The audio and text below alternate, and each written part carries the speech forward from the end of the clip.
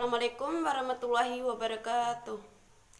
Perkenalkan, nama saya Uswatun Hasanah, jurusan Tata Laksana tingkat 1, NIT 6021031.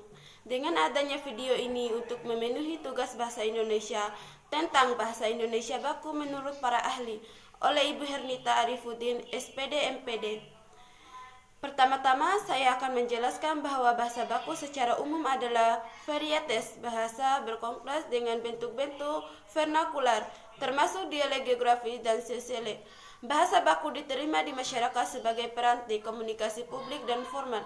Seperti dalam undang-undang, surat menyurat, dan rapat resmi, varietas tersebut dianggap isolek netral yang digunakan oleh keseluruhan masyarakat yang bersangkutan, terlepas dari geografis atau sosial mereka.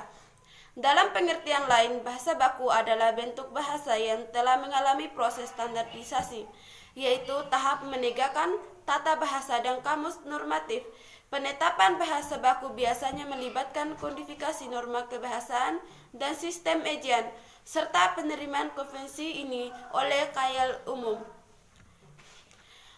Berikut ini beberapa pengertian bahasa baku menurut para ahli. Yang pertama dikemukakan oleh Mulyono, berpengertian bahasa baku merupakan bahasa yang digunakan dalam komunikasi mengenai ilmu pengetahuan. Berdasarkan sudut pandang penggunaan bahasa, ragam bahasa baku dapat dibatasi dengan ragam bahasa yang digunakan oleh penutur yang paling berpengaruh seperti ilmuwan, pemerintah, tokoh masyarakat, dan kaum jurnalis atau wartawan. Bahasa mereka lah yang dianggap ragam bahasa baku. Yang kedua, dikemukakan oleh Hartman dan Strock, berpengertian bahwa bahasa baku adalah ragam bahasa yang secara sosial digandrungi dan yang sering didasarkan bahasa orang-orang yang berpendidikan di dalam atau di sekitar pusat kebudayaan atau suatu masyarakat bahasa. Yang ketiga, dikemukakan oleh Ditmat, berpengertian bahwa bahasa baku adalah ragam bahasa dari suatu masyarakat, bahasa yang disahkan sebagai norma keharusan bagi pergaulan sosial atas dasar kepentingan dari pihak-pihak dominan.